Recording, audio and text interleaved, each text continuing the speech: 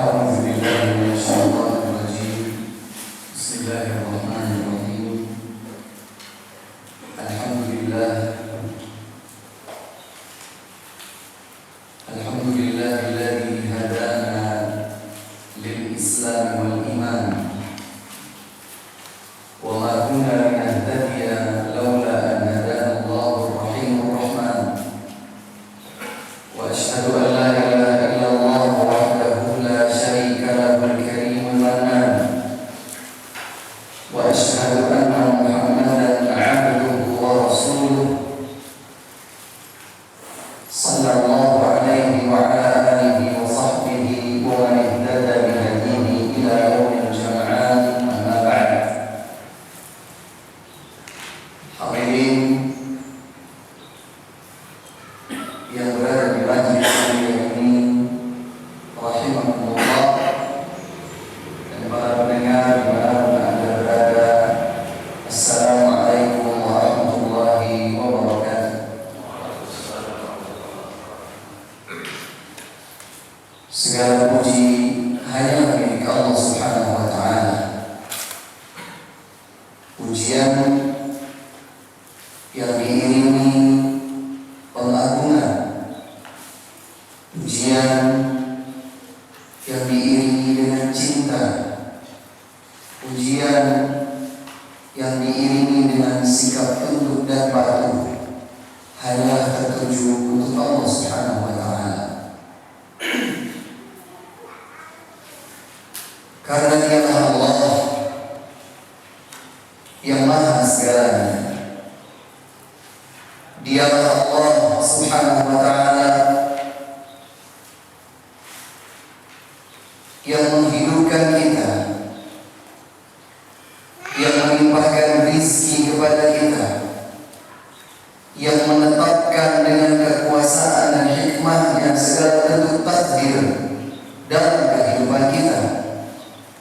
Dialah yang memberikan sakit, dan Dialah pula yang menyembuhkannya. Dialah yang maha berkuasa mendatangkan rasa lapar, dan Dialah pula yang menjadikan kita merasa kenyang. Dialah Allah yang menguji kita dengan berbagai bentuk ujian, dan Dialah pula yang menjadikan kita sabar dalam ujian tersebut, sehingga kita bisa tetap istiqamah di atas jalan yang diridhoi olehnya. Salawat serta salam semoga senantiasa terhaturkan kepada Nabi mulia Muhammad sallallahu alaihi wa ala alihi wasallam, kepada keluarga beliau, kepada para sahabat beliau, dan kepada siapapun di antara umat beliau yang konsisten di atas tuntunan sunnah dan ajarannya. Saudara-saudaraku rahimakumullah, jika disebutkan tadi bahwa kajian kita adalah seputar at-ta'awun 'alal birri wat taqwa, maka sesungguhnya at-ta'awun 'alal birri wat taqwa merupakan bagian dari prinsip Ahlus Sunnah wal Jamaah di dalam membentuk kehidupan bersosial. Siapa di antara kita yang hidup sendiri di sebuah tempat tanpa teman? Bisa nggak kira-kira kita hidup di tempat seperti itu? Tidak bisa. Bahkan mohon maaf, kalau seandainya ada kisah tentang Tarzan misalnya di tengah hutan, sampai pun kalau dia itu tidak punya teman di antara manusia, dia pasti berteman, dia pasti bersosial, dia pasti berinteraksi dengan segenap penduduk hutan, yaitu para hewan.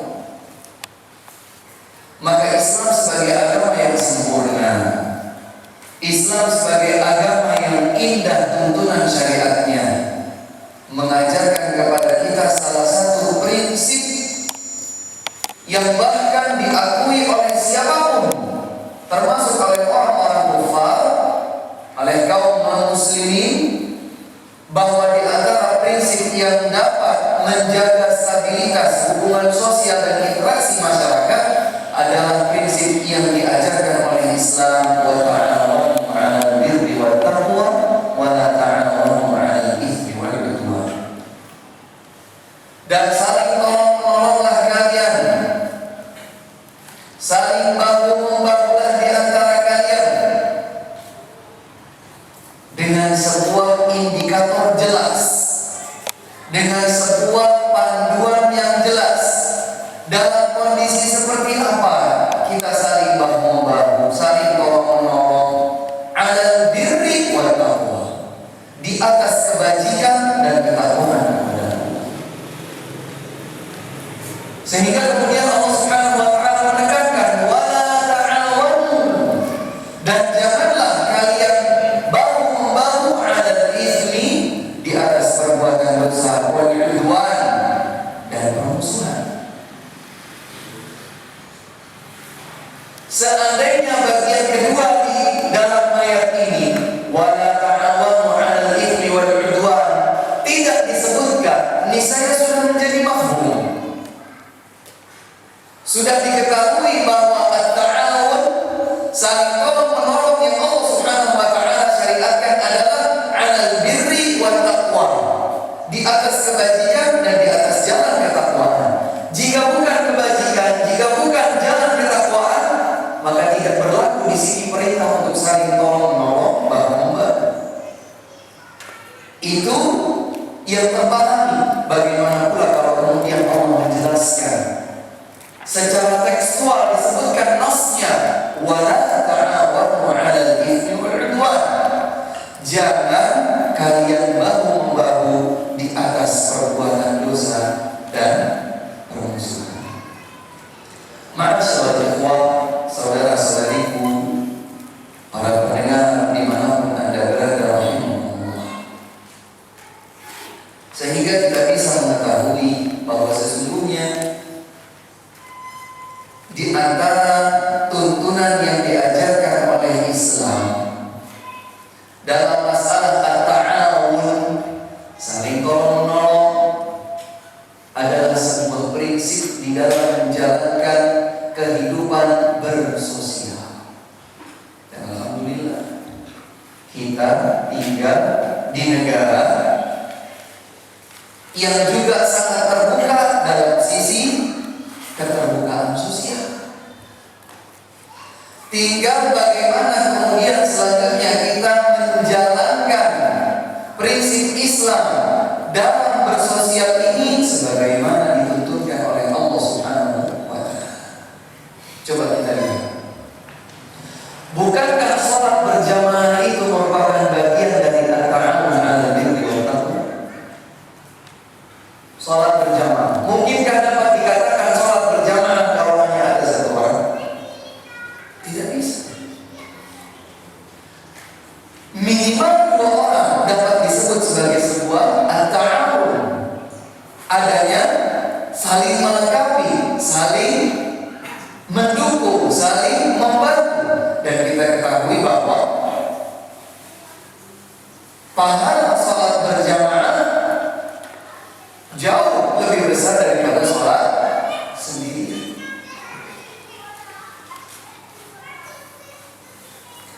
Demikian pula ketika seseorang itu meninggal dunia, dapatkah seseorang membayangkan kalau dia itu berada di sebuah tempat, tapi dia tidak ingin mewujudkan hubungan yang baik, interaksi sosial, saling membantu dengan orang lain, dengan kaum muslimin, di atas kebajikan dan di atas ketakwaan, dia tidak mau mewujudkan itu. Kemudian dia berharap apabila dia meninggal dunia dapat dimandikan, dikafankan dan dikebumikan dengan cara yang Islami. Tidak bisa terbayangkan. Hadirin sekalian, kaum muslimin, kaum muslimat rahimahumullah. Islam sebagaimana tadi disebutkan sebagai agama yang sempurna, sehingga sahabat mulia Salman Al-Farisi, semoga Allah meridhai beliau, radhiyallahu anhu, pernah berkata pada saat ada seseorang yang bertanya, "Wahai Salman, apakah Rasulullah sallallahu alaihi wasallam, Rasul kalian itu telah mengajarkan kalian segala sesuatu?" Dengan bangganya Salman berkata, "Ya, Rasulullah sallallahu alaihi wa ala alihi wasallam telah mengajarkan kami segala sesuatu sampai pun adab buang hajat. Etika pada saat berada di kamar kecil untuk buang hajat diajarkan sedemikian rupa." Kemudian Salman Al-Farisi menyebutkan beberapa poin etika adab buang hajat. Kalau dalam kondisi seseorang itu pribadi memperhatikan tentang bagaimana Islam dengan indahnya mengatur etika atau adab buang hajat, apalagi ketika seseorang itu hidup bermasyarakat. Kalau dalam kesendiriannya saja Islam mengatur sedemikian indah dan rapinya, apalagi pada saat mereka hidup bermasyarakat. Pastilah tuntunannya begitu lengkap sesuai dengan kondisi masyarakat dimanapun dan kapanpun mereka berada. Kita lihat hadis yang disampaikan oleh Abu Hurairah radhiyallahu anhu, diriwayatkan oleh Al-Bukhari dan Muslim. Suatu ketika Rasulullah sallallahu alaihi wa ala alihi wasallam bersabda, "Haqqul muslimi 'ala muslimi sittun." Hak seorang muslim terhadap muslim yang lainnya ada 6. Coba kita cermati ini dari sisi kehidupan bersosial, mewujudkan adanya at-ta'awun 'alal birri wat taqwa. Rasulullah sallallahu alaihi wasallam bersabda, "Haqqul muslimi 'alal muslimi sittun." Hak seorang muslim terhadap muslim yang lainnya ada 6. Idza laqitahu fasallim 'alaihi. Apabila seorang muslim bertemu dengan muslim yang lainnya, maka hendaklah ia mengucapkan salam kepadanya. Salam. Sebuah tuntunan syariat Islam yang menunjukkan adanya prinsip pada saat kita menjalankan kehidupan bersosial. Beberapa ayat di dalam Al-Quran menyebutkan bagaimanakah caranya seseorang itu menghidupkan salam.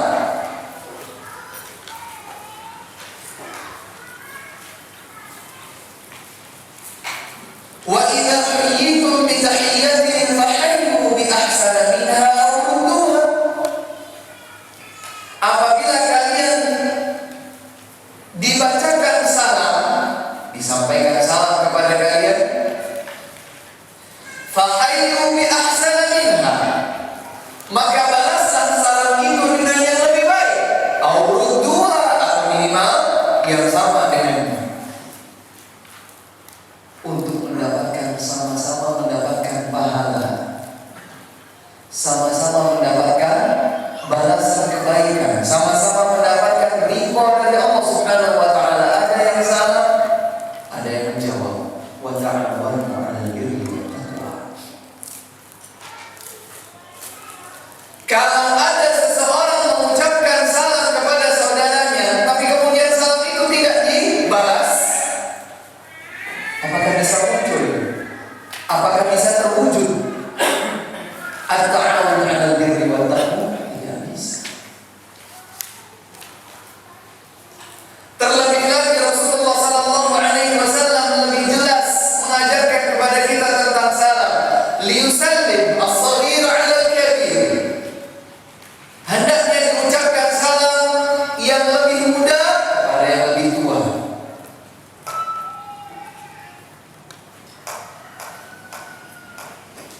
Warrakibu 'alal mashi, seseorang yang berkendaraan memberikan salam kepada yang berjalan. Wal mashi 'alal qa'id, yang berjalan mengucapkan salam kepada yang duduk. Wal qalilu 'alal katsir, yang berjumlah sedikit kepada yang berjumlah banyak. Dalam riwayat yang lain, wal farisu 'alal mashi, dan yang sedang mengendarai kuda kepada orang yang berjalan. Sebuah pemandangan yang luar biasa indah bisa terwujud bila mana satu dari 6 hak sesama kaum muslimin ini bisa terwujud atau bisa tercipta. Di dalam rangka menumbuh suburkan semangat at-ta'awun 'alal birri wat taqwa, kita bisa memulai dari ini. Nabi Muhammad SAW menyebutkan bahwa di antara tanda-tanda hari kiamat adalah bahwa salam hanya diberikan kepada orang yang dikenal saja. Padahal beliau berpesan, "Ala man 'arafta wa man lam ta'rif." Salam itu hendaknya disampaikan, dibacakan, disebarluaskan kepada yang kamu sudah kenal atau kepada yang kamu belum kenal, dalam rangka mewujudkan kehidupan sosial yang baik. Dalam hadis yang lain Rasulullah SAW bersabda, "La tadkhuluna al-jannata hatta tu'minu." Kalian tidak akan masuk surga sampai kalian beriman.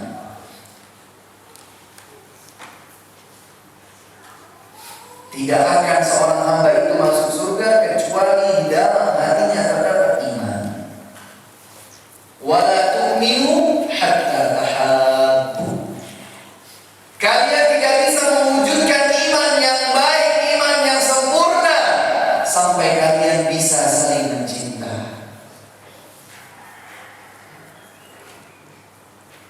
Awala adullukum ala syai'in idza fa'altumuhu tahabbtum syussalama bainakum. Maukah kalian, kata Rasulullah, aku tunjukkan sebuah amal yang apabila kalian lakukan kalian bisa saling cinta.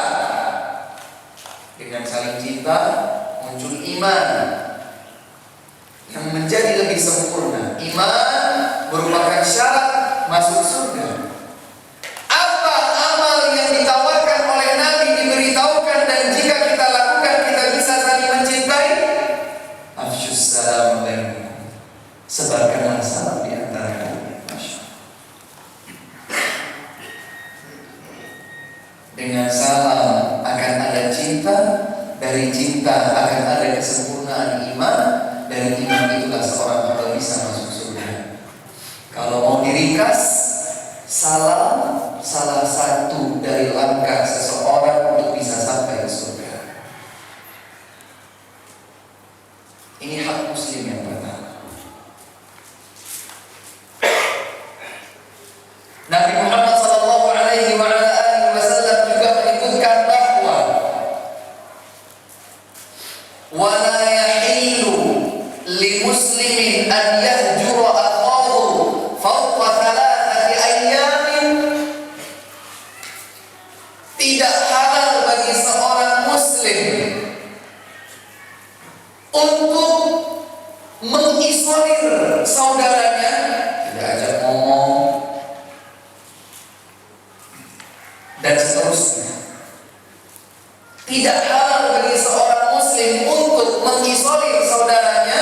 Dan dijelaskan oleh para ulama, yang dimaksud di sini adalah yang berkaitan dengan perkara-perkara duniawi. Saya dihutangi oleh fulan. Fulan berhutang kepada saya. Janji dibayar setelah 10 hari.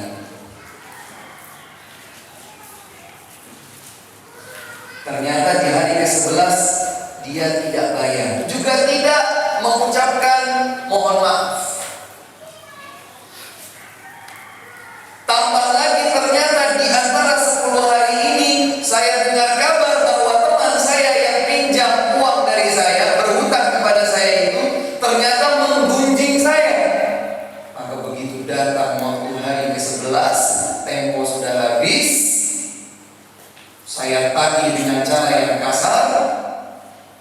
Saya sudah tidak ingat lagi bahwa dia adalah saudara saya yang ada di depan kepala saya, di depan mata saya. Kamu orang jelek. Kamu sudah saya pinjami, kamu mengunjing saya, janji kamu tidak ditepati, hutangmu belum dibayar. Hilang semuanya.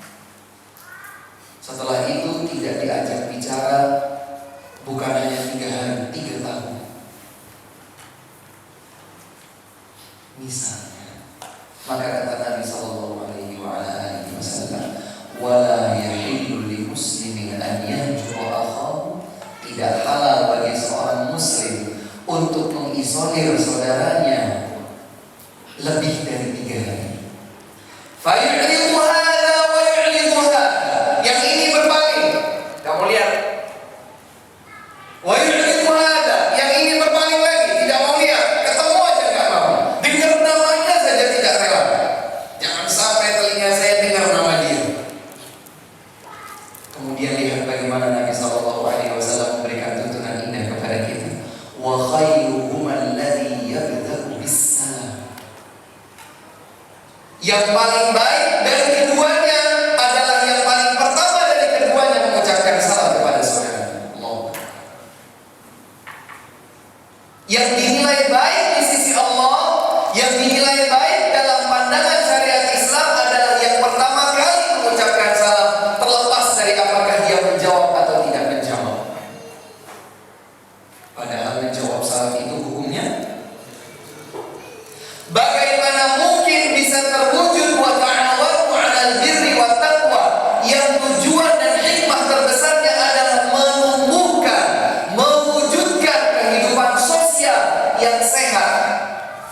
Kalau ternyata dalam sebuah perkara yang ringan saja yaitu salam, kita mungkin kurang ilmu atau terkuasai oleh hawa nafsu sehingga meskipun sudah berilmu kita tidak amalkan ilmu tersebut. Waliyadzubillah. Ini baru yang pertama. Yang dituntunkan dalam syariat Islam, bagaimanakah semestinya menumbuhkan, mewujudkan lingkungan yang bisa di tengah-tengahnya terjunjung tinggi wa ta'awanu 'alal birri wat taqwa. Hak muslim yang kedua terhadap muslim yang lainnya. Wa idza da'aka fa'ajibhu. Apabila seseorang muslim memanggilmu, maka jawablah panggilan tersebut. Di dalam riwayat yang lain disebutkan bahwa menjawab panggilan yang dimaksud di sini adalah menjawab panggilan makan, ajakan makan. Yuk makan di rumah saya. Jika kita tidak ada halangan, semestinya kita bisa untuk menjawab panggilan tersebut.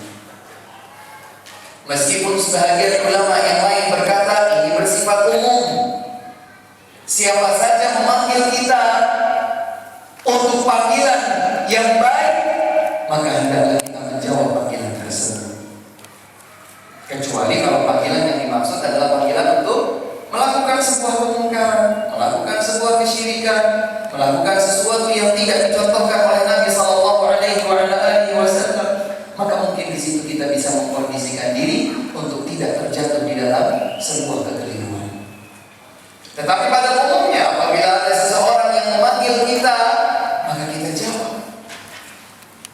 Di dalam sebuah hadis yang sahih, Nabi Muhammad Sallallahu Alaihi Wasallam bersabda,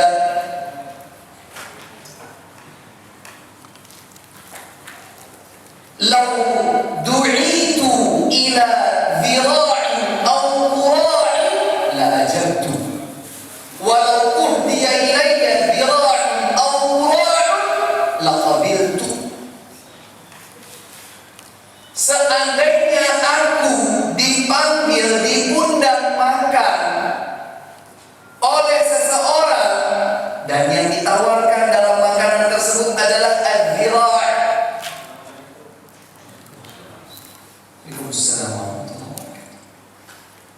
kaki atau paha kambing, ada dagingnya? Ada dong. La ajabtu, saya pasti akan penuhi panggilan tersebut. Walau du'itu ila dhira'in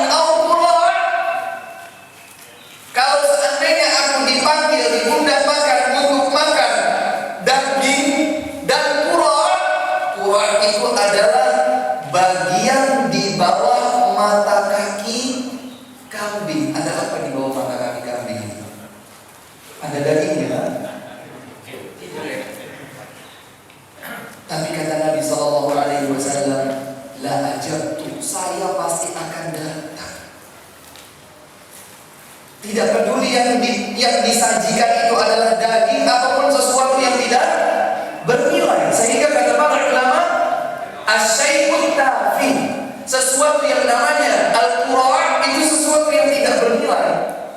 Bahkan mungkin di pasar juga tidak dijual. Ya wis diambil saja. Tapi kalaupun itu yang disajikan kepada kita, Nabi sallallahu alaihi wasallam berkata, la ajabtu. Walau uhdiya ilayya dira'un aw qura', dan kalau seandainya yang dihadiahkan kepadaku adalah daging ataupun qura', saya akan terima itu. Masya Allah. Inilah gambaran yang ditunjukkan oleh Nabi Muhammad sallallahu alaihi wasallam dalam kemuliaan akhlak, mewujudkan adanya stabilitas kondisi kehidupan sosial masyarakat Islam yang menjunjung tinggi wa ta'awanu 'alal birri wat taqwa.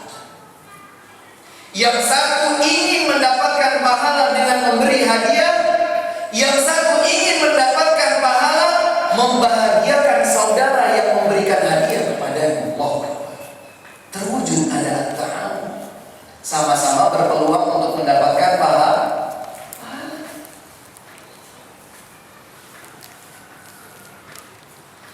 Hak muslim yang ketiga,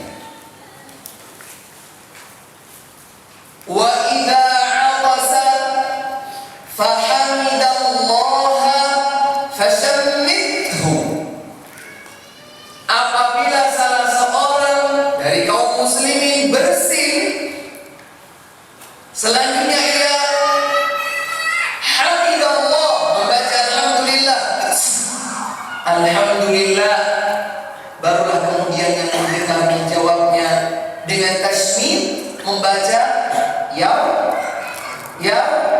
alhamdulillah. Dalam hadis yang lain disebutkan bahwa yang sudah dibacakan yarhamukallah, semoga Allah merahmatimu, dia menjawab kembali yahdikumullah wa yuslihu balakum, semoga Allah melimpahkan hidayah kepadamu dan memperbaiki semua urusanmu.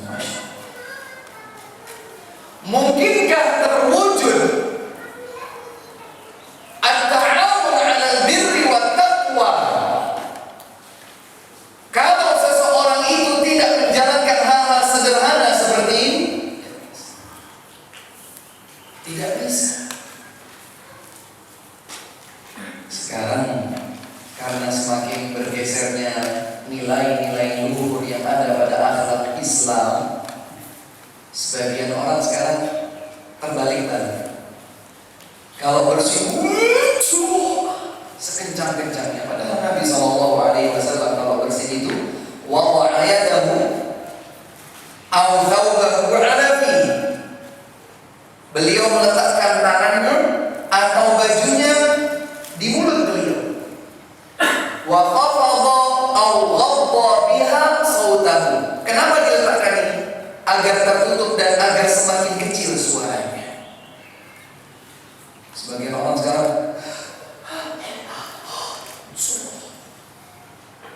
kemudian kita tunggu ada alhamdulillahnya enggak?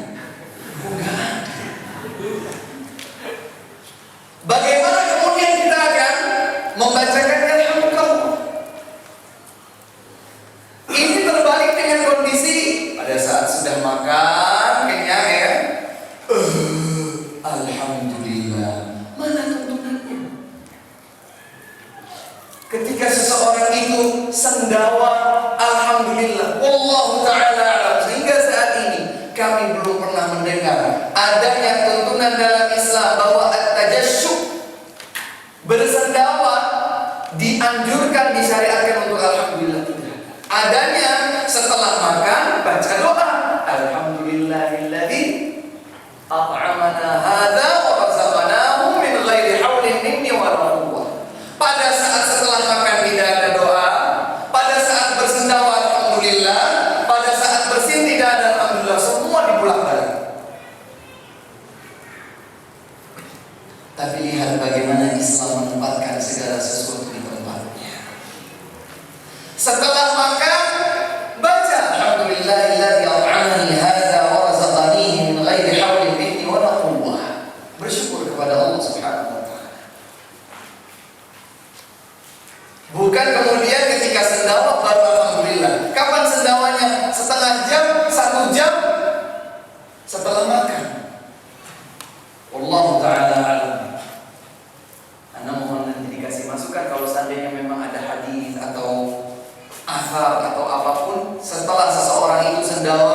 Gelegeen.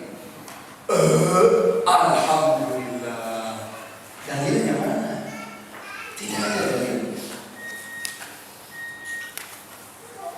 Jadi hak muslim yang ketiga untuk mewujudkan at-ta'awun 'alal birri wat taqwa adalah apabila seorang muslim itu bersin kemudian dia membaca alhamdulillah, maka dibalas oleh kita yang mendengar, yarhamukallah, semoga Allah memberikan rahmat kepadamu. Nah, terus bagaimana kalau ada yang bersin tapi dia tidak alhamdulillah? Ya tidak dianjurkan untuk kita membacakan yarhamukallah, kecuali kalau kita ingatkan dulu, ya akhi, antum lupa untuk membaca alhamdulillah. Oh iya, alhamdulillah, baru kemudian yarhamukallah.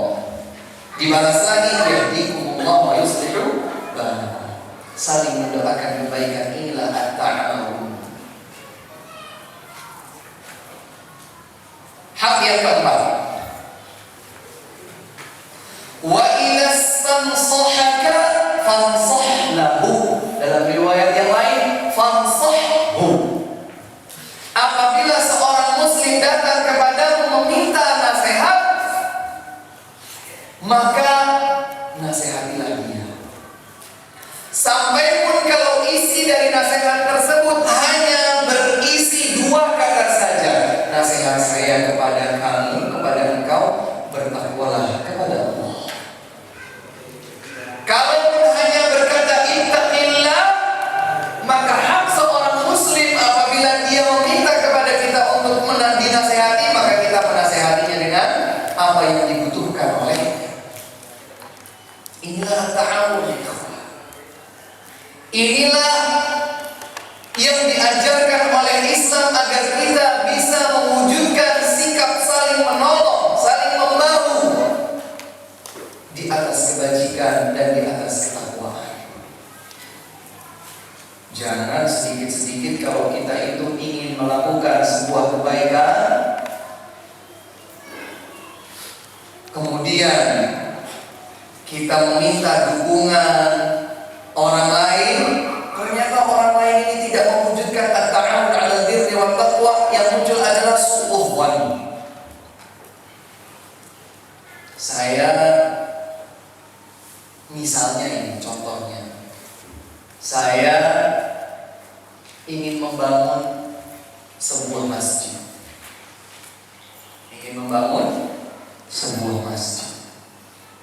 Saya minta dukungan dari panjenengan semua. Dukungan itu kan tidak harus materi. Mendukung positif yang dilakukan oleh saya, yaitu membangun masjid, itu adalah sebuah dukungan. Tapi ternyata bukan dukungan yang saya dapatkan, malah prasangka buruk. Kamu mau bangun masjid, mau bikin apa? Bikin markas, bikin komunitas baru, bikin ini, bikin itu. Yang pertama kali muncul adalah prasangka buruk. Tidak itu yang diajarkan oleh Islam. Tidak itu yang diajarkan oleh Islam. Yang diajarkan oleh Islam adalah prinsip wa ta'awanu 'alal birri wat taqwa wa la ta'awanu 'alal itsmi wal 'udwan. Saling tolong-menolonglah kalian semua di atas kebaikan dan ketakwaan. Jangan tolong-menolong di atas dosa dan permusuhan. Membangun masjid itu kebaikan dan ketakwaan atau bukan? Maka jangan awali prasangka kita dengan prasangka yang buruk terhadap orang-orang yang berharap dukungan dari kita pada saat dia melakukan sebuah kebaikan. Wa idza stansahaka fansahhu. Apabila seseorang itu meminta nasihat dari kita, maka berikanlah nasihat. Agama ini tegak berdiri dengan nasihat, dan nasihat tidak mungkin terwujud dengan keberadaan seseorang yang bersifat eksklusif, tidak mau berinteraksi dengan yang lain. Kalaupun berinteraksi, dia inginnya dengan orang-orang yang dia kenal saja, yang kulino saja, yang akrab saja. Tidak demikian Islam. Demi Allah, tidak ada seorang pun di antara umat Nabi Muhammad SAW yang sempurna. demi Allah. Tidak ada yang sempurna. Semua memiliki kekurangan, semua memiliki kekhilafan, semua memiliki nilai kekeliruan. Maka dimunculkan dalam syariat Islam itu ad-dinun nasihah. Agama itu adalah nasihat. Diulang 3 kali oleh Rasulullah. Ad-dinun nasihah, ad-dinun nasihah. Agama itu adalah nasihat, agama itu nasihat, agama itu nasihat.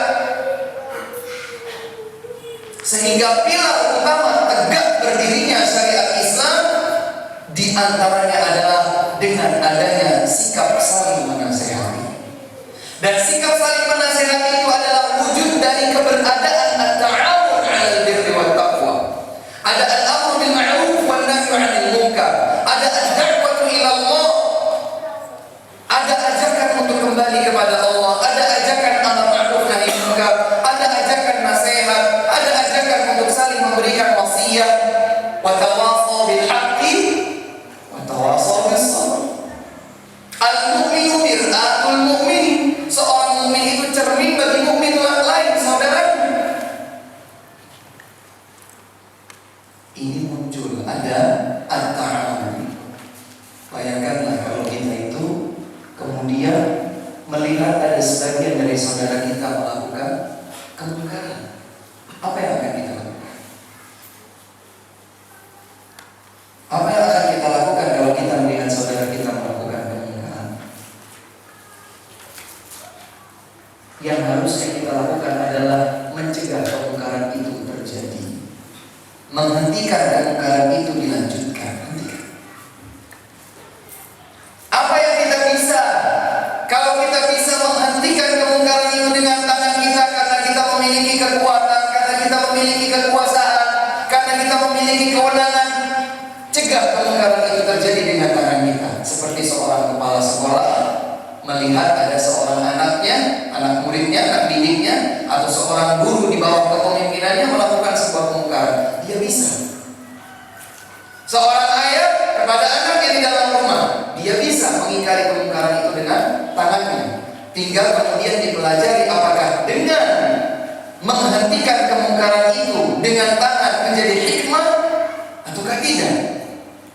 Tapi kita mengingkari. Manakala kita tidak memiliki kekuasaan, kita tidak memiliki kekuatan, kewenangan untuk mengingkari dengan tangan, maka kita mengingkari dengan lisan. Kita memberikan nasihat kepadanya. Sampai pun kalau seandainya itu tidak bisa kita lakukan, maka yang wajib kita lakukan minimalnya adalah mengingkari itu dengan hati. Kalau ada di antara kita yang tidak mengingkari sebuah kemungkaran yang kita lihat, kita tidak mengingkari sampai pun dengan hati kita, maka kata Nabi sallallahu alaihi wasallam, "Wa laisa wara'a dzalika minal imani habbat khardal."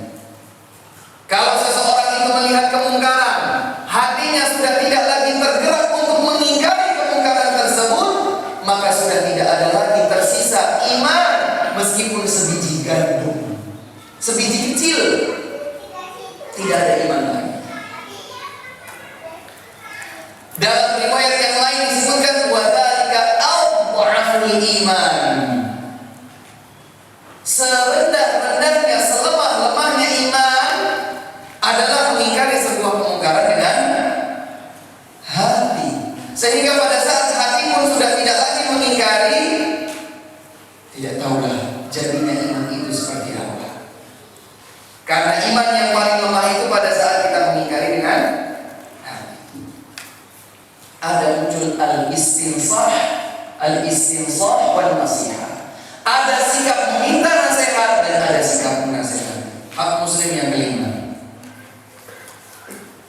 Idza maridha fa'udhu. Apabila seorang muslim itu sakit, maka jenguklah dia. Berapa kali kita jenguk orang sakit? Dalam 1 tahun. Dalam 1 tahun dulu, nanti kita kerucutkan. Berapa kali kita jenguk orang sakit dalam 1 tahun? 10 kali? Alhamdulillah. 8 kali? 5 kali? 3 kali? Apalagi sekarang sudah ada media komunikasi yang super canggih. Cukup menjenguk itu, Assalamualaikum, gimana kabarnya? Katanya sakit kok, cepat sembuh ya. Oh insya Allah, insya Allah. Ya kalau memang kita mampunya seperti itu tidak masalah.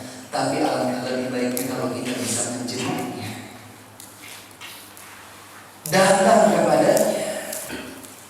Bukankah Nabi Muhammad sallallahu alaihi wasallam bahkan menjenguk seorang Yahudi non-Muslim sambil membawa misi dakwah. Datang menjenguk Yahudi yang sakit itu bukan hanya sekedar menjenguknya, bukan hanya sekedar itu, tetapi beliau membawa misi ajakan dakwah. Qul la ilaha illallah Muhammad Rasulullah. Maka orang Yahudi itu melihat ke arah bapaknya, seakan-akan mohon izin agar dia bisa ikut kepada ajakan Nabi Muhammad sallallahu alaihi wasallam. Maka ayahnya pun paham. Ya bunayya ati' Abul Qasim. Wahai putraku, taatilah ajakan Muhammad Abul Qasim sallallahu alaihi wasallam. Nabi Muhammad sallallahu alaihi wasallam teladan yang terindah. Bukan hanya sekedar menyampaikan, tapi beliau di dalam berbagai bentuk riwayat dikabarkan beliau menjenguk sahabat-sahabatnya yang sakit. Demikian pula dengan kisah yang sangat menakjubkan terjadi selepas salat subuh. Rasulullah sallallahu alaihi wasallam bertanya kepada para sahabatnya, "Man asbaha minkum al-yawma sha'iman?" Siapa yang di pagi hari ini dalam kondisi berpuasa? Tidak ada yang menjawab kecuali Abu Bakar. Ana, saya wahai Rasul.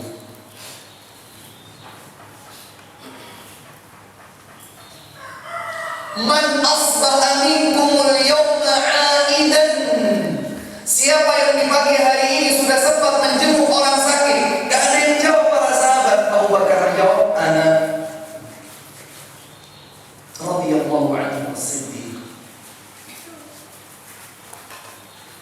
Man asbaha minkum al-yawma mutasaddiqan? Siapa yang di pagi hari ini sudah bersedekah? Semua para sahabat terdiam. Abu Bakar as-Siddiq radhiyallahu anhu berkata, ana, saya Rasulullah. Man asbaha minkum al-yawma musyayyi'an li janazati? Siapa yang di pagi hari ini sempat menghantarkan jenazah? Abu Bakar radhiyallahu anhu berkata, ana majtama'na fi rajulin illa dakhala al-jannah. Kata Nabi sallallahu alaihi wasallam, tidaklah keempat hal ini terkumpul pada diri seseorang kecuali dia akan masuk surga.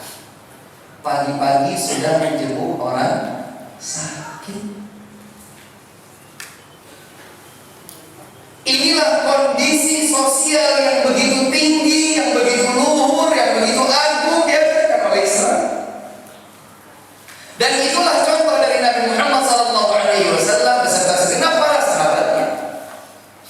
Hak muslim yang keenam, wa idza mata fatba'hu. Dan apabila seorang muslim itu meninggal dunia, maka ikutilah jenazahnya.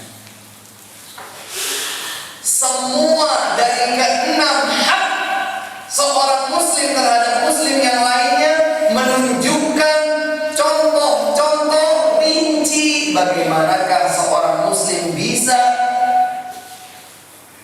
mewujudkan at-ta'awun 'alal birri wat taqwa. Saling tolong-menolong dalam rangka kebaikan dan ketakwaan kepada Allah, tidak saling tolong-menolong dalam rangka dosa dan permusuhan.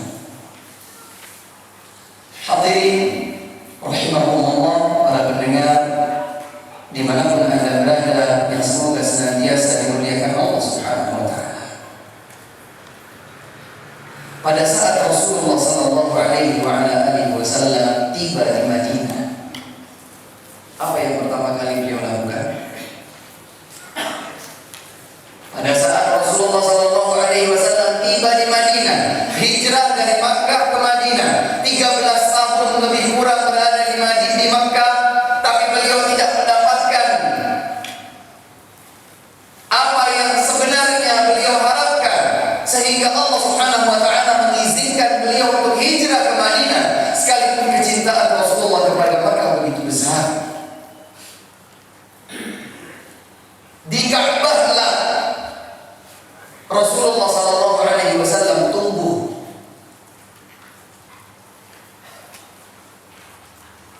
Pada saat pertama kali sampai di bibir kota Madinah, apa yang pertama kali dilakukan oleh Rasulullah sallallahu alaihi wasallam? Membangun masjid. Masjid apa? Masjid Quba. Bukankah membangun Masjid Quba adalah contoh real, konkret, nyata adanya at-ta'awun, sikap saling menolong, sikap saling membahu, sikap saling membantu. Sesampainya kemudian Rasulullah sallallahu alaihi wasallam di posisi pada saat beliau sudah memilih posisinya untuk bertempat tinggal bersama keluarganya, kemudian Rasulullah sallallahu alaihi wasallam setelah membangun Masjid Quba, kemudian yang kedua Rasulullah sallallahu alaihi wasallam mempersaudarakan antara kaum Muhajirin dan Ansar radhiyallahu anhu. Mempersaudarakan mereka. Kenapa Rasulullah sallallahu alaihi wasallam mempersaudarakan antara Muhajirin dan Ansar? Kenapa kira-kira? Ada yang tahu?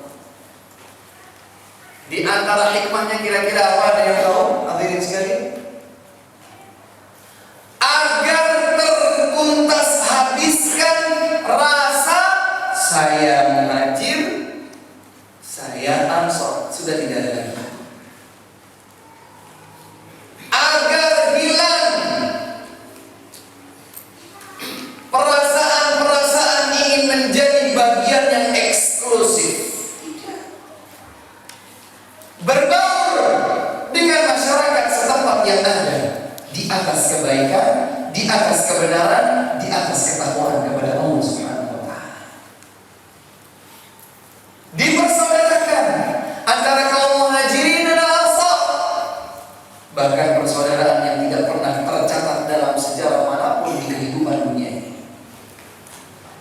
Dipersaudarakan antara kaum Muhajirin dan Ansar, sampai-sampai salah seorang dari mereka, dari Ansar, penduduk asli kota Madinah, merasa begitu dekatnya dia dengan saudara yang baru saja dipersaudarakan, padahal tidak ada hubungan darah sama sekali, tidak ada hubungan kekerabatan sama sekali, menawarkan kepada saudaranya dari kalangan kaum Muhajirin, saya punya 2 rumah, atau saya punya 2 lantai di dalam rumah, silahkan dipilih yang paling kamu suka, ambil buatnya. Masya Allah, kita bisa nggak gitu kira-kira ke kehidupan sekarang ini? Punya motor 2, lihat saudara kita butuh, akhi silahkan pilih, ini ada 2 sepeda motor saya, yang 1 buat kamu. Kira-kira ada nggak ya? Subhanallah, betapa indah kalau ini bisa terjadi. Saya punya 2 lantai di rumah ini, silahkan pilih, lihat saja dulu mana yang paling kamu suka, di lantai bawah atau di lantai atas, itu buat kamu. Masya Allah. Kira-kira di zaman seperti sekarang ini gimana?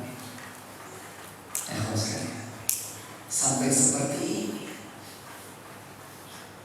Saya punya 2 istri, kata sahabat Ansar ini. Silahkan dilihat mana yang paling membuatmu tertarik. Saya akan segera ceraikan, itu adalah istrimu, kamu nikahi. Masya Allah. Persaudaraan seperti apa ini? Saya punya 2 kebun, 2 ladang. Silahkan dilihat mana yang paling menarik simpatikmu, itu buat kamu. Sudah betul-betul berada pada tingkatan yang paling atas. Kalau ada perintah kepada seluruh umat Nabi Muhammad, wa ta'awanu 'alal birri wat taqwa, maka para sahabat berada di ranking nomor 1. Tidak pernah tercatat dalam sejarah peradaban manusia ada persaudaraan yang semacam ini indah dan kokoh. Dan kaum muhajirinnya juga tidak semena-mena, enggak, ya sudah kalau gitu saya pilih-pilih dulu. Tidak begitu juga. Abdurrahman bin Auf radhiyallahu anhu pada saat ditawarkan seperti itu, beliau berkata, dullani 'ala suq wa jazakallahu khairan. Semoga Allah balas engkau dengan berbagai bentuk balasan kebaikan. Tolong tunjukkan saya kepada pasar. Maksudnya ingin mandiri. Inilah yang dicontohkan oleh generasi terbaik umat Islam, para sahabat Rasulullah sallallahu alaihi wasallam. Sehingga mereka menjadi suri tauladan terbaik dan terindah. Ketika Rasulullah sallallahu alaihi wasallam pertama kali hijrah dari Makkah ke Madinah, dua hal besar yang dilakukan oleh Rasulullah, dua-duanya menggambarkan bagaimana Islam menawarkan kepada masyarakat Islam at-ta'awun 'alal birri wat taqwa. Saling membahu di atas kebaikan dan ketakwaan, tidak di atas dosa dan permusuhan. Dan kita perlu ingat, saudara-saudara sekalian, bahwa ada musuh kita yang tidak terlihat. Sekuat apapun tenaga kita untuk bisa mengungkap musuh ini, dia tidak akan pernah terlihat. Innahu yarakum huwa wa qabiluhu min haitsu la tarawnahu. Sesungguhnya dia dan bala tentaranya, kabilahnya bisa melihat kita, sementara kita tidak bisa melihat mereka. Iblis dan bala tentaranya laknatullahi alaihim adalah musuh manusia terbesar. Sehingga pada saat kita akan berbuat kebaikan apapun bentuknya, termasuk pada saat kita ingin bersemangat mewujudkan at-ta'awun 'alal birri wat taqwa, ada syaitan yang menggoda kita untuk meluluh lantakkan semangat mewujudkan at-ta'awun 'alal birri wat taqwa. Dalam sebuah hadis yang sahih, Nabi mulia Muhammad sallallahu alaihi wasallam bersabda, "Inna syaitana qad ya'isa an ya'budahu al-musalluna fi jaziratil 'arab, walakin fi at-tahrish bainahum." Sesungguhnya setan itu sudah pasrah, sudah putus asa untuk menjadikan orang-orang itu salatnya untuk syaitan. Tidak bisa. Syaitan sudah tidak bisa di Jaziratul Arab menjadikan orang-orang yang salat menyembah kepada syaitan. Tidak bisa. Tapi syaitan masih punya satu pintu yang luar biasa. Apa itu? At-tahrish bainahum. Mengadu domba, mencerai-berai di antara mereka. Oleh karena itu,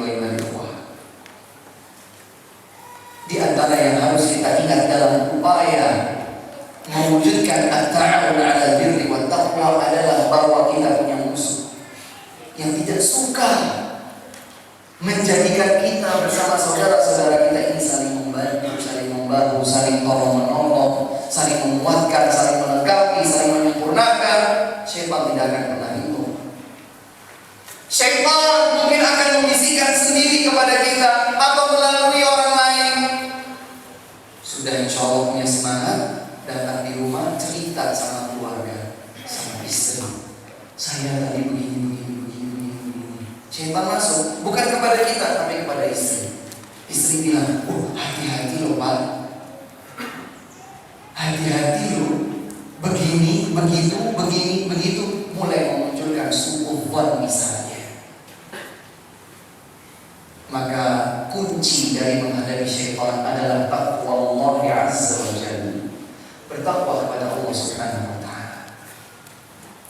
Ingat bahwa Allah Maha mengawasi kita. Kita punya tugas untuk mewujudkan salah satu di antara prinsip formula terbaik dalam menghidupkan stabilitas hidup sosial masyarakat, at-ta'awun 'alal birri wat taqwa. ikhwah, kami seringkali mendapatkan beberapa pertanyaan klarifikasi. Ustaz, bagaimana kalau saya tinggal di sebuah tempat pemukiman, saya diundang untuk hadir dalam acara-acara yang tidak sesuai dengan tuntunan syariat Islam, tidak pernah dicontohkan oleh Rasulullah SAW.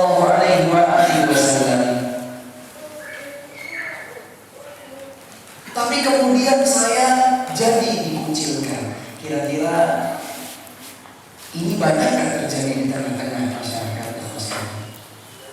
Banyak. Muncul sebuah pemikiran, kalau begitu saya bikin komunitas sendiri saja. Cari tanah kosong, panggil teman-teman, tinggal di situ bareng-bareng, jauh dari listrik, jauh dari air, di tengah sawah. Dan itu wallahi demi Allah pernah terjadi. Dalam rangka menghindar dari ajakan masyarakat berada dalam acara atau momen yang tidak dianjurkan, tidak disyariatkan dalam Islam, kemudian akhirnya berpikir praktis. Kalau begitu saya bikin komunitas sendiri, bebaskan tanah di tengah sawah, bikin 1 rumah, 2 rumah, 3 rumah, 10 rumah. Listriknya ambil dari jalan jauh. Airnya juga begitu. Tidak bertahan 1 tahun, tidak bertahan. Begitu rumah sudah mulai pada jadi, orang-orangnya bingung gimana ini.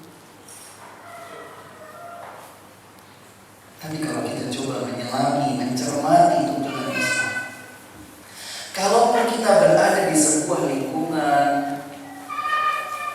yang belum sepenuhnya kondusif memahami tuntunan syariat Islam, kemudian kita diajak untuk hadir dalam acara-acara yang belum sepenuhnya sesuai dengan tuntunan Islam, bahkan barangkali tidak sesuai sama sekali dengan tuntunan Islam, kan ada momen-momen lain yang masih bersifat mubah. Kerja bakti bersihkan selokan, kerja bakti bangun rumah salah seorang di antara penduduk kampung, siskamling, karang taruna, posyandu, mubah. Maka mari, jadilah kita orang-orang mafatihul khair, maghalib syarr. Jadilah dan jadikanlah diri kita ini sebagai orang-orang yang bisa menjadi pintu-pintu kebaikan dan gembok-gembok penutup keburukan. Karena kata Nabi SAW, di antara manusia ada yang menjadi mafatihul syarri, maghalibul khair, justru menjadi kunci pembuka keburukan dan gembok penutup kebaikan. Maka jangan sampai kita menjadi orang yang semacam itu. Sebaliknya, kita harus, setelah Allah Subhanahu wa ta'ala memberikan hidayah Islam kepada kita, hidayah mengenal sunnah, tuntunan ajaran Nabi SAW, kita ingin membersihkan diri kita dari berbagai bentuk kebodohan. Kita ingin semakin dekat dengan tuntunan dan bimbingan Nabi SAW. Maka jadikanlah diri kita dan jadilah kita sebagai orang-orang yang disebutkan oleh Nabi SAW, mafatihul lil khair, maghalibul syarr, kunci-kunci pembuka kebaikan dan gembok-gembok penutup keburukan. Saya lewat di sebuah jalan, tiba-tiba ada rumah yang berhadapan, pemiliknya sedang ada di halaman, di teras. Yang satu pernah ketemu sama saya di dalam sebuah kajian, yang satu saya nggak kenal dia. Assalamualaikum. Yang kanannya muslim. Kenapa tidak disalami? Karena saya tidak kenal. Subhanallah. Kembali kepada yang tadi. Kalau kita bisa mencermati lebih dalam setiap bagian dari tuntunan Islam, maka kita akan bisa mewujudkan at-ta'awun 'alal birri wat taqwa, bahkan dari perkara-perkara yang berawal remeh.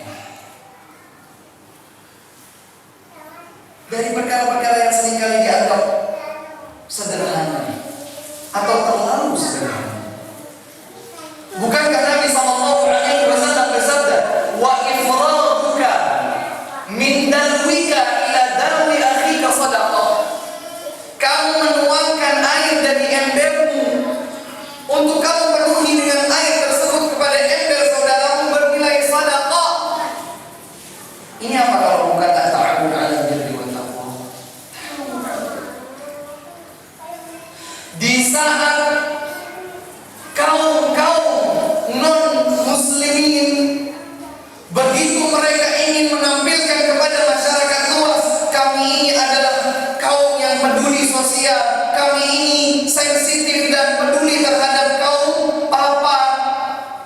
Tapi kemudian kaum muslimin hanya sekedar bertopang teguh. Padahal sekali lagi mewujudkan at-ta'awun tidak harus dengan materi. Bahkan sebuah dukungan, masukan, kritik, saran yang membangun, membantu apa yang bisa kita bantu. Saya tidak punya bantuan materi, tapi kalau saya dibantu untuk memasang instalasi listrik ketika masih dibangun, insya Allah saya siap. Ini bentuk at-ta'awun. Mulailah dari sesuatu yang sederhana.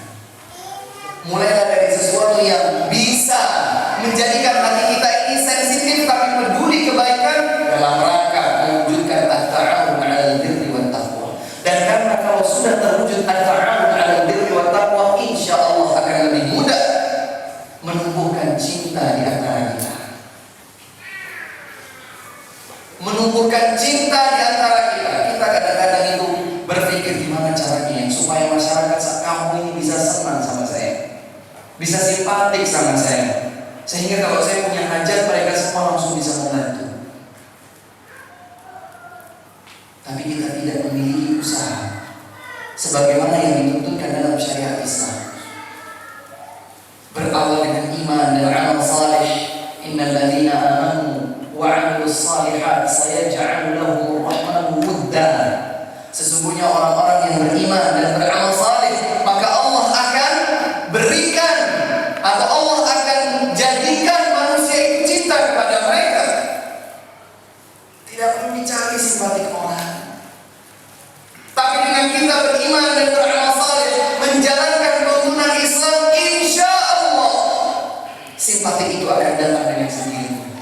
Hati mereka akan terketuk dan tersentuh. Dengan apa?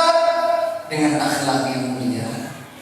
Dengan kita menjunjung tinggi nilai-nilai tuntunan syariat Islam. Bagaimana mungkin orang lain itu bisa sayang kepada kita, cinta kepada kita kalau kita tidak peduli kepada mereka? Rasulullah sallallahu alaihi wasallam bersabda, sesungguhnya Allah idza ahabba 'abdan, apabila Allah cinta kepada seorang hamba, nada Jibril, Allah akan panggil malaikat Jibril. Wahai Jibril, saya cinta kepada fulan hamba ini, maka olehmu cintailah hamba tersebut. Fa ahabbahu Jibril, Jibril pun langsung cinta kepada hamba yang telah dicintai oleh Allah.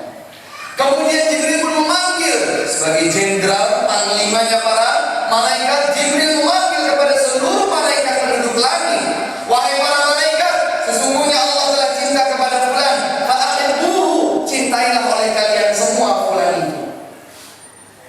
Maka secara otomatis seluruh malaikat penduduk langit akan cinta kepadanya. Kemudian Rasulullah bersabda, "Tsumma tu'ba'u lahul mahabbatu fil ardh."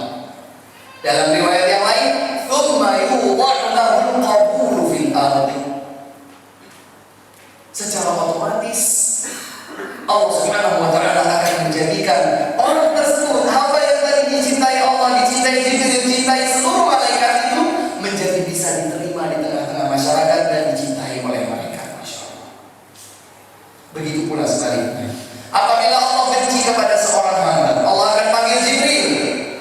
Allah akan mengatakan kepada Jibril, Jibril, aku membenci fulan. Saya benci kepada fulan, bencilah olehmu fulan tersebut. Fa'adhahu Jibril, Jibril pun menjadi benci kepada hamba tadi. Jibril memanggil malaikat, wahai para malaikat penduduk langit, sesungguhnya Allah telah benci kepada fulan, maka bencilah fulan oleh kalian.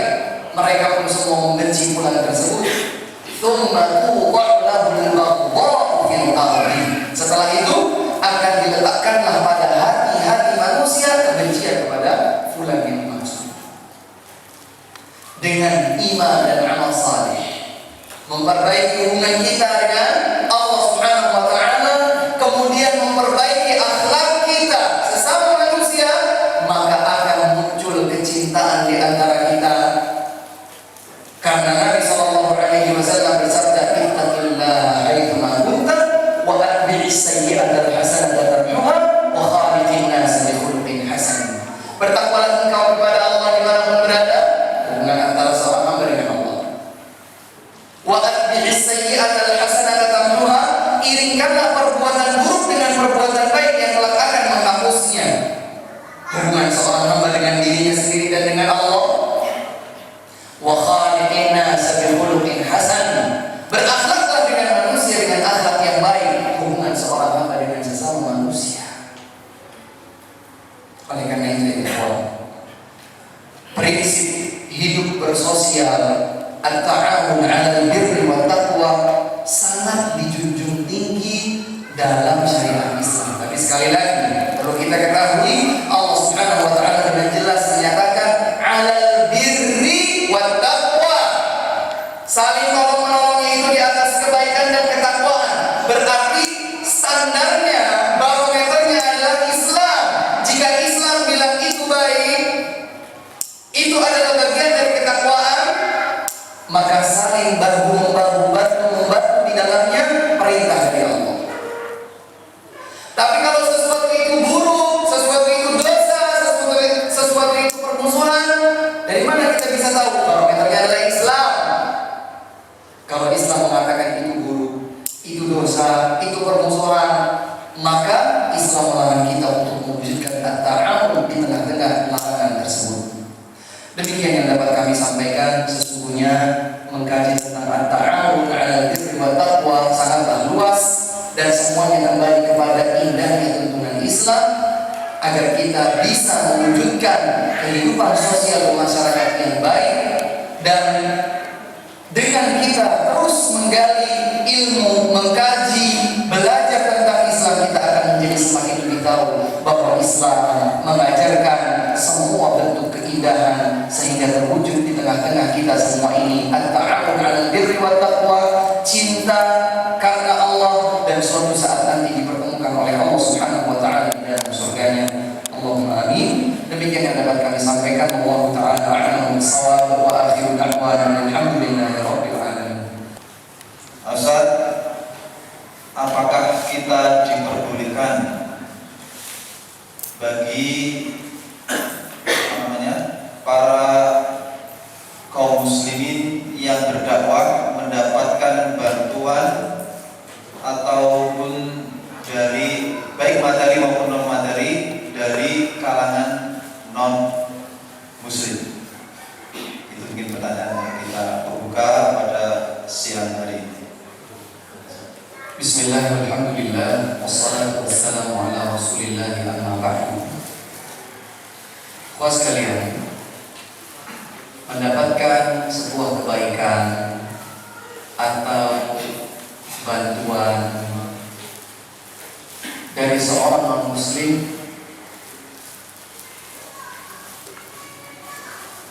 memiliki satu dari dua kemungkinan.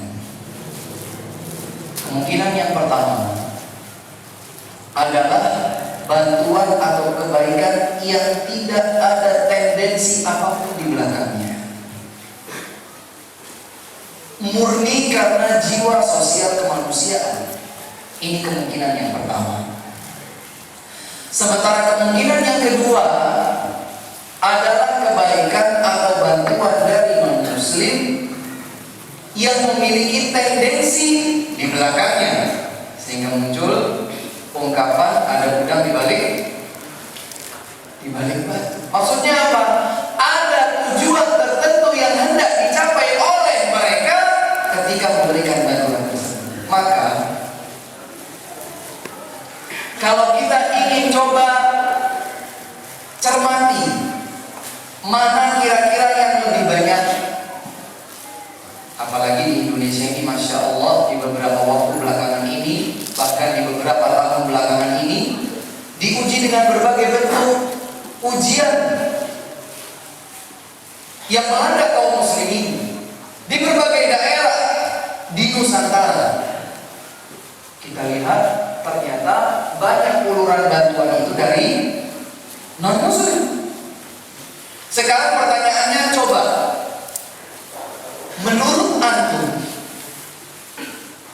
apakah rata-rata dari bantuan dan uluran kebaikan itu memiliki tendensi tujuan di baliknya atau tidak? Menurut antum? Kalau tidak ada tendensi apapun di baliknya, maka tidak perlu memasang besar-besar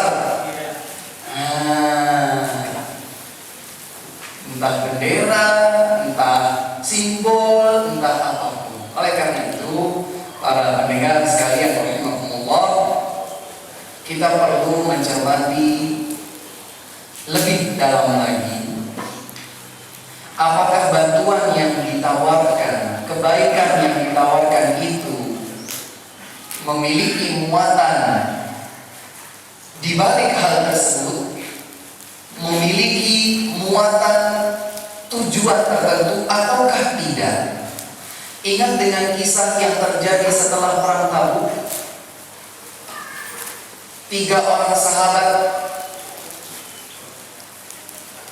yang kemudian tentang perkara 3 orang sahabat ini diturunkan beberapa firman Allah Subhanahu wa taala untuk mengikrarkan taubat mereka. 3 orang sahabat tidak ikut berperang bersama Rasulullah sallallahu alaihi wasallam di perang Uhud, di perang Tabuk. Maka salah satu dari mereka, sebelum diturunkan ayat tentang taubat mereka dari Allah Subhanahu wa taala, Rasulullah sallallahu alaihi wasallam mendiamkan mereka beberapa hari. Dan ternyata di beberapa hari tersebut ada tawaran dari orang dan berasal dari negeri seberang, dan di sana terdapat kerajaan dengan dominasi non-muslimin. Kemudian datang orang ini menemui sahabat tersebut dan di pasar beliau menawarkan, yuk ke sana saja. Di sini kamu didiamkan kan sama para sahabatmu, sama Muhammad sallallahu alaihi wasallam. Kamu dicuekin, kamu didiamkan, kamu diisolir. Ayo ke sana saja. Menawarkan perlindungan, menawarkan kebaikan, menawarkan bantuan. Dan ternyata itu dipahami sebagai sebuah tawaran untuk menjadikannya murtad. Oleh karena itu, kalau kita mendapatkan tawaran bantuan, maka salah satu dari 2 kemungkinan ini harus kita teliti lebih dahulu. Dan sikap yang lebih berhati-hati adalah agar kita berupaya menerima bantuan yang minim resiko, kalau perlu tidak ada resiko. Kalau bantuan itu datang dari pihak lain yang berbeda akidah dengan kita, ada sebuah resiko, dan resikonya tidak kecil, resikonya akan menjadi besar. Berhati-hatilah, semoga Allah Subhanahu wa taala senantiasa melindungi kita semua dan kaum muslimin dimanapun berada dari propaganda musuh-musuh Islam yang akan merusak dan menumpas habiskan akidah keyakinan kita kepada Allah Subhanahu wa taala. Baik, kita bacakan lagi pertanyaan. Assalamualaikum warahmatullahi wabarakatuh. Waalaikumsalam. Bagaimana sikap kita saat diundang saudara kita muslim, padahal saat itu kita lagi puasa sunnah, mengingat akan hak seorang muslim terhadap muslim yang lainnya? Bismillahirrahmanirrahim. Wassalatu wassalamu ala Rasulillah amma ba'd. Menarik ini pertanyaannya. Kalau kita sedang puasa sunnah, kemudian kita diajak undangan makan, apa yang sebaiknya kita lakukan? Kalau ditanyakan yang paling afdal dari keduanya adalah kita menjawab ajakan tersebut dan kita bisa ganti puasa tersebut dengan hari yang lainnya. kecuali ada maslahat yang lebih besar dan kaitannya dengan waktu, seperti misalnya kita sedang puasa Ayyamul Bid. Puasa Ayyamul Bid, tahu ya? Yang 3 hari dalam setiap 1 bulan, tanggal 13, 14, 15 setiap bulan Hijriah. Yang hanya berulang 1 bulan sekali. Artinya kalau kita sudah terlewat dari tanggal 15, maka kita baru akan ketemu lagi dengan Ayyamul Bid di bulan berikutnya. Ya, kalau Allah panjangkan usia kita. Pada kondisi semacam itu, seandainya yang lebih maslahat dan yang mengundang kita tidak memiliki atau tidak terindikasi kecewa dengan penolakan kita, maka insya Allah tidak masalah kalau kita mau. Tetapi kalau ditanyakan yang lebih afdal, maka idkhalus surur, memasukkan rasa senang kepada saudara muslim adalah nilai ibadah tersendiri di sisi Allah Subhanahu wa ta'ala. Kita penuhi panggilan ajakan makan tersebut dan kita ganti puasa sunnah di hari yang lainnya. Wallahu ta'ala a'lam bishawab. Baik, demikian. Sekali lagi mungkin satu pertanyaan lagi ada dari jamaah yang bertanya secara langsung. Maka yang ada di belakang. Assalamualaikum Pak Ustaz. Waalaikumsalam warahmatullahi wabarakatuh. Rumah saya berdekatan dengan masjid. Terus inginnya tiap hari saya sholat berjamaah di masjid. Iya. Tapi maaf pelaku imamnya pelaku dan dirikan. Lebih baik saya sholat di rumah apa di masjid. Baik. Sudah? Barakallahu fiik. Menarik juga pertanyaannya ini. Kalau kita ingin mewujudkan hubungan sosial yang baik, di antaranya dengan memenuhi undangan Allah Subhanahu wa ta'ala untuk melaksanakan sholat berjamaah, tapi ternyata sang imam mungkin adalah bahkan sampai pelaku kesyirikan. Kalau memang betul-betul sudah positif terbukti sebagai pelaku kesyirikan, apalagi kesyirikan yang sudah sampai tingkatan yang tinggi, maka pengimaman beliau tidak sah, sehingga kita tidak sholat di belakangnya. Akan tetapi kalau seandainya perbuatan kekeliruan yang dia lakukan tidak sampai kepada kesyirikan atau kekufuran, selama dia bisa menjalankan semua hak pengimaman, rukun sholat, semua tentang sholat, tidak ada masalah sama sekali, maka kita sholat di belakangnya dan sholat kita sah, kecuali dalam kondisi-kondisi yang sangat majmuk jenisnya. Kan ada berbagai bentuk kondisi, maka kondisi-kondisi tersebut yang kemudian menjadikan seseorang itu lebih baik sholatnya di masjid yang lain. Ada juga lebih baik sholatnya di masjid itu meskipun imamnya kondisi demikian. Oleh karena itu,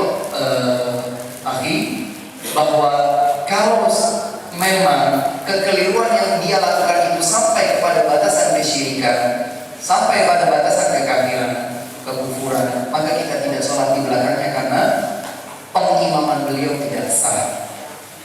Meskipun dari sisi yang lain kita perlu membantu beliau untuk kembali ke jalan Allah Subhanahu wa ta'ala, memberikan nasihat kepada beliau sekemampuan kita.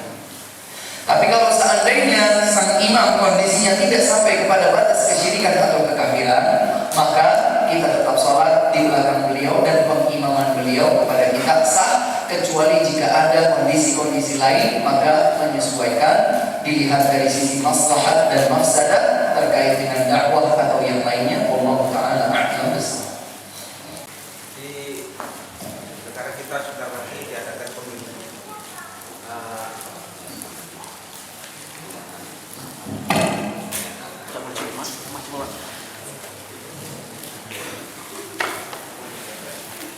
Ini sana, di negara kita, di tempat-tempat kita belum sama. Sebentar lagi akan diadakan pemilu, terutama kemudian sakit dari daerah masing-masing. apabila ada salah satu calon datang ke tempat kita, Salah satu calon legislatif datang ke tempat kita dan dia minta tolong kepada kita untuk dukungannya, dan juga minta dukungan itu tidak cuma saja, tapi dia sambil membawa ini dan berupa amplop yang ada isinya. agak kosong apa? Ya, kosong. Terus gimana kita bisa kita untuk hal semacam itu dan jangan sampai kita mengecewakan dia. Bismillahirrahmanirrahim. Wassalatu wassalamu ala Rasulillah. Pertanyaannya menarik, tapi cukup sulit kondisinya. Pengennya tidak mengecewakan, tapi juga tidak mau ajakan yang Ia dalam kondisi semacam itu dijelaskan dengan hikmah, dijelaskan dengan bijaksana, Bagaimana contoh cara menjelaskan dengan bijaksana itu bagaimana? Kalau dia adalah seorang yang siap untuk mendengarkan apa sih yang menjadi prinsip kita, maka kita jelaskan pelan-pelan. Tapi kalau dia adalah orang yang belum siap mendengarkan rincian tentang prinsip kita, prinsip beragama kita, ya cukup kita menjelaskan dengan kata-kata yang bersifat general, bersifat umum. Ya, insya Allah masing-masing dari kita saling mendukung saudara yang di atas kebaikan dan ketakwaan. Misalnya, sama saja dengan kata-kata yang bersifat. Ya, insya Allah saya akan selalu mendukung Anda kapanpun dan dimanapun Anda berada selama Anda berjalan di atas jalan yang lurus. Misalnya, selama Anda bersama saya menjunjung Islam yang benar, yang baik, yang sesuai dengan contoh Rasulullah SAW, saya di belakang Anda di belakang saya. Ini contoh itu kan yang namanya contoh kan. Di saya baik redaksinya silakan disampaikan sesuai dengan kondisi orang itu. Karena tadi sulitnya itu saya tidak mau mengecewakan dia.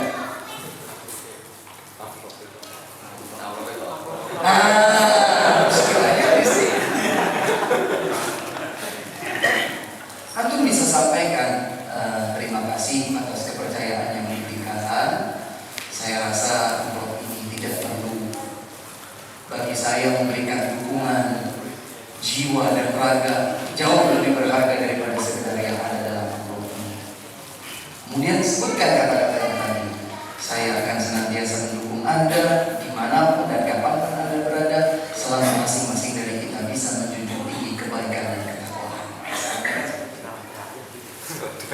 Ya, nanti contoh-contoh yang lain bisa ditanyakan kepada Ustaz Taufik. Barangkali seperti itu Allah Ta'ala. Singkat saja. Oh, silakan. Ini ketika ada mau ditutup malam-malam. Silakan lagi. Bagaimana sikap kita apabila ada pengemis yang meminta-minta, tetapi pengemis itu masih kelihatan gagah, sehat. Kalau kita gagah sendiri sama, tapi kalau kita mengasih sama dosen berarti mereka nanti menghadap kehadapan Allah dengan muka yang tidak. Iya. Baik, bismillah walhamdulillah wassalatu wassalamu ala Rasulillah. Khusus sekalian, permasalahan ini dilihat dari dua sudut pandang. Yang pertama adalah melihat dari kita yang kedatangan pengemis. Yang kedua dilihat dari sisi pengemis itu sendiri. Kalau kita melihat dari sang pengemis, maka pengemis itu kondisinya bermacam-macam. Ada yang memang dia itu betul-betul butuh dan tidak tahu cara yang lain kecuali itu. Seperti misalnya kondisinya sangat memprihatinkan, minta dan seterusnya. Misalnya, dia tidak punya cara yang lain untuk bisa makan misalnya kecuali dengan mengemis. Maka boleh jadi orang yang seperti itu tidak disalahkan sepenuhnya karena meminta-minta. Dan akan terjadi sebuah kekeliruan apabila para pemimpin yang memiliki kewenangan untuk mengelola mengabaikan masalah mereka. Ini kalau dilihat dari sudut pandang si penulis. Tapi kalau seandainya dia itu adalah orang yang gagal, masih kuat atau masih muda, masih bisa beraktivitas, yang dengan aktivitas itu dia bisa menghasilkan sesuatu, menghidupi dirinya dan keluarganya, tentu saja perbuatan meminta-minta itu tidak baik, tidak terpuji, tidak dibenarkan. Tapi kalau kita ingin melihat dari sisi atau sudut pandang kita sebagai yang kedatangan pengemis ini, kalau kita melihat tidak adanya maslahat ketika kita memberi, maka kita tidak perlu. Seperti tadi misalnya kondisinya orangnya masih gagah begitu ya, masih, kalau perempuan itu mungkin masih kuat untuk melakukan sebuah aktivitas. Nabi Daud alaihissalam untuk mengais rizki beliau ke hutan, cari kayu bakar, digendongnya sendiri. Kenapa? Kita harus kemudian merasa sudah tidak punya pekerjaan, padahal masih banyak aktivitas yang bisa kita lakukan. Dan demi Allah, para pemulung sampah, mohon maaf, para pemulung itu jauh lebih berharga dalam hal ini daripada para penulis yang masih memiliki kondisi fisik yang baik. Para pemulung itu masih jauh lebih baik, karena mereka mau menggerakkan kaki mereka, mengayunkan langkah mereka, mencari sesuatu yang apabila ditukarkan bisa menghasilkan uang, dan itu halal. Sehingga dari sisi kita yang kedatangan seorang yang meminta-minta, kalau kita tidak dapatkan maslahat memberikan sesuatu kepada dia, jangan diberikan. Meskipun juga dengan catatan jangan disakiti dengan kata-kata. Datang seorang pengemis, kamu masih ganteng, masih kuat, pengemis, misi. Sudah kita tidak memberi, kita juga kemudian menyakiti dengan kata-kata ini, tidak baik. Ada seseorang berdalih, saya tidak dengan kata-kata, tapi ketika ada orang datang mengemis, saya mudah di sebelah musuh. Ya memang tidak berkata-kata, tapi itu juga menyakiti, sama saja. Wala ya ayyuhalladzina amanu la tubtilu shadaqatikum bil manni wal adha. Wahai orang-orang yang beriman, jangan batalkan pahala sedekah kalian dengan sikap menyebut-nyebut pemberian atau dengan menyakiti hati orang lain yang diberi. Sehingga dari sudut pandang kita, kalau seandainya tidak ada maslahat kita itu memberi, maka tidak perlu diberi. Tapi kalau seandainya ada dampak baik atau maslahat kita memberi, silakan kita beri. Kita beri. Seperti seseorang yang memang melihat kebutuhan cacat misalnya, sudah tua misalnya, sudah terbungkuk-bungkuk dia, tidak ada yang menyantuni, mungkin anaknya sudah nggak tahu kemana atau meninggal atau tidak punya anak. Ya, orang seperti itu yang perlu kita bantu. Dan catatan pentingnya adalah kalau ada seseorang yang meminta-minta tetapi dengan cara yang tidak dibenarkan dalam syariat Islam, maka lebih baik kita menolak, tapi dengan cara yang baik, dengan cara yang santun, dengan cara yang tidak mengundang keburukan di belakangnya. Demikian Allah Ta'ala.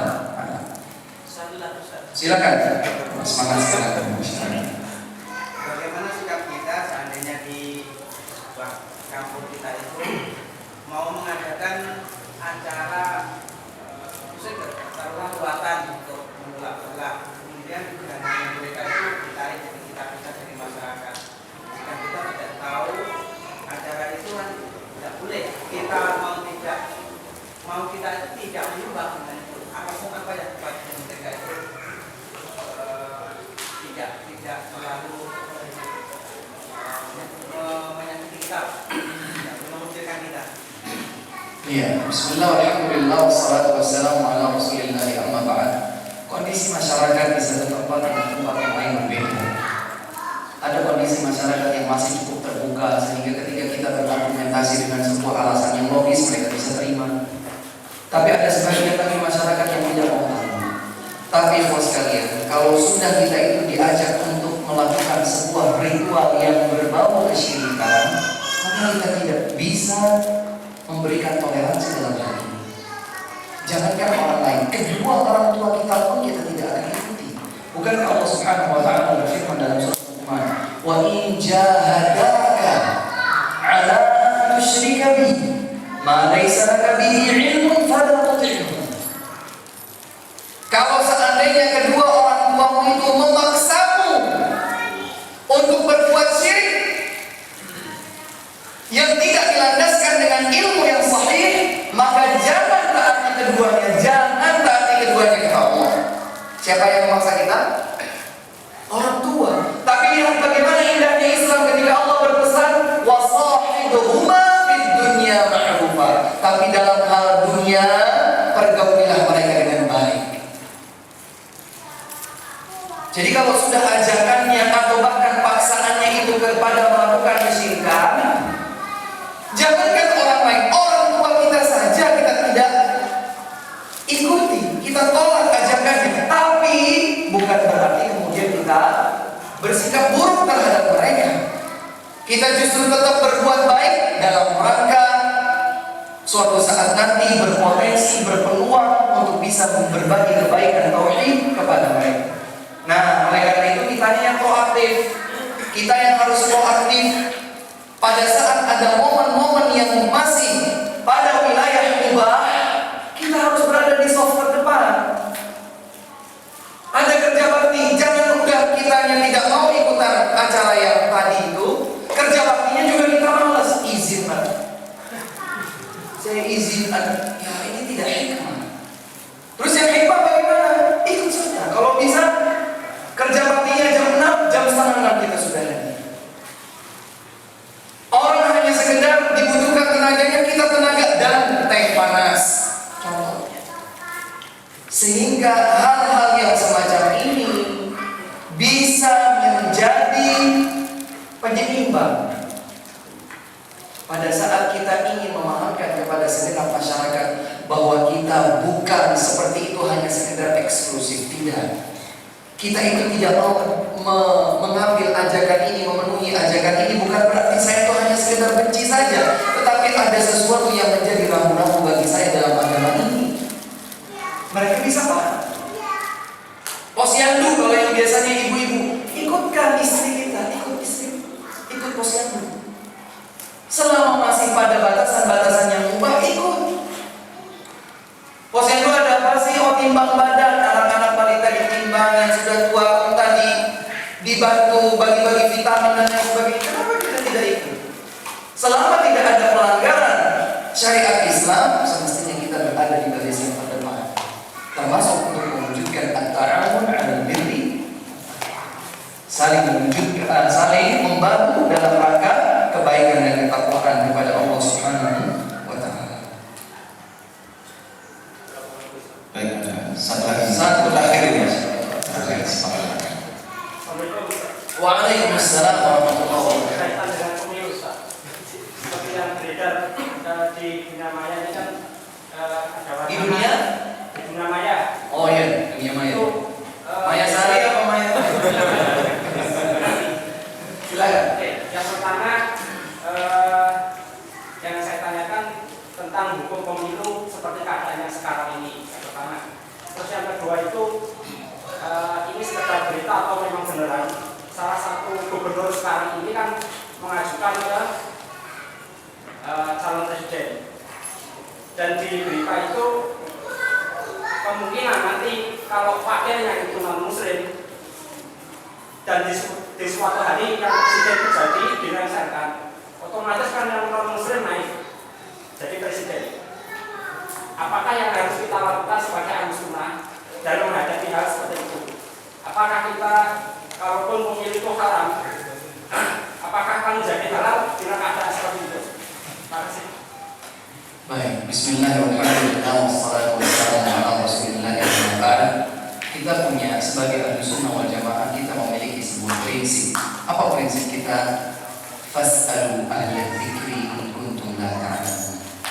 Bertanyalah kalian kepada orang-orang yang berilmu jika kalian tidak mengetahui. Khas kalian permasalahan yang terkait dengan pemilihan umum dan seterusnya, sebagaimana tadi sedikit saya sebutkan, berbeda kondisi satu tempat dengan tempat yang lain. Sebagai sebuah contoh, mari kita coba bandingkan sebuah daerah yang kita dihadapkan dengan pimpinan atau calon pimpinan, tapi semuanya ini muslim. Hanya saja mereka adalah muslim-muslim yang wallahu a'lam, kita tidak tahu bagaimana kualitas keislaman mereka. Akankah mereka menjunjung tinggi sunnah Nabi sallallahu alaihi wasallam dan seterusnya, kita tidak tahu. 5 pilihan di daerah ini semuanya muslim, dengan muslim kondisi yang seperti ini. Di tempat yang lain pemilihannya hanya 2 orang calon pemimpin, yang satu muslim, yang satu kafir. Akankah kemudian sampai pun kalau kita tanyakan kepada para ulama, akankah kita membayangkan bahwa jawabannya sama? Niscaya tidak. Kenapa? Karena kalau di tempat yang ini, katakan kita tidak memilih dengan hujah bahwa proses pemilihan semacam ini tidak sesuai dengan tuntunan syariat Islam, saya tidak memilih. Tapi resiko kalau saya tidak memilih, maka suara akan diambil oleh seorang non-muslim, sehingga kemungkinan besar calonnya adalah non-muslim. Ini mawarat, akibat buruk yang akan terjadi di kemudian hari. Maka tentu saja pemilihan di tempat semacam ini tidak sama hukumnya di tempat yang pertama tadi. Oleh karena itu, saya sadar benar bahwa beberapa kali ketika ditanya tentang yang seperti itu, jawaban saya insya Allah tidak berubah sama. Apa jawaban saya? Jawabannya adalah silakan dikomunikasikan, dikonsultasikan, ditanyakan kepada para ustaz Ahlussunnah wal Jamaah di tempat terkait. Kenapa? Karena beliau lebih mengerti daripada ustaz-ustaz yang lain atau berasal dari daerah. Syukur-syukur kalau ustaz tersebut bisa menjembatani kita bertanya kepada orang yang lebih berilmu, kepada seorang alim yang lebih mendalam tingkat keilmuannya. Ditanyakan, wahai syekh, wahai alim, kami tinggal di sebuah tempat, kondisinya seperti ini, pilihannya demikian, ada indikasi-indikasi ke arah seperti ini, apa sikap kami yang lebih benar? Syukur-syukur kalau bisa terhubung sampai kepada seorang alim yang lebih kita bisa minta pertanggungjawaban keilmuannya. Oleh karena itu, kembali kepada prinsip yang tadi, fas'alu ahla dzikri in kuntum la ta'lamun. Ini kan, mohon maaf, kami hanya mendengar keterangan dari antum. Kan begitu. Boleh jadi ada kondisi-kondisi lain yang mungkin kami belum tahu. Saran kami adalah, jawaban kami adalah saran. Apa sarannya? Sarannya adalah segera komunikasikan dengan ustaz bermanhaj Ahlussunnah wal Jamaah di tempat antum tinggal yang terkait langsung dengan kondisi seperti tadi. Mintalah saran, arahan, bimbingan, atau mungkin bahkan fatwa dari beliau. Kalau seandainya beliau pun merasa tidak tahu, syukur-syukur kalau beliau bisa mengajak kita untuk kembali kepada para ulama yang lain yang lebih berilmu. Warasikhuna bil ilmi, orang-orang yang rasih, yang mendalam jejak kaki mereka di dalam keilmuan, sehingga kita itu tidak mendapatkan jawaban yang keliru. Karena ini terkait kaitannya dengan, mohon maaf, politik. Di mana politik yang bisa ditebak? Politik rata-rata tidak bisa ditebak. Sekarang bilang A, besok berubah jadi B. Bahkan mungkin saat ini jam 11 lebih 5 menit mengatakan A, 11 lebih 7 menit sudah bisa berubah lagi. Ini kondisi politik. Benar atau tidak saya? Sangat tidak mungkin kita itu bisa memprediksi dengan pasti. Oleh karena itu, ketika kita ingin benar langkah, ingin benar prinsip, ingin benar pegangan, ingin benar perbuatan, segera tanyakan kepada para ulama, kepada para asatidzah yang mengenal dengan secara lebih baik dan lebih teliti, lebih mendetail kondisi di tempat yang bersangkutan. Semoga Allah Subhanahu wa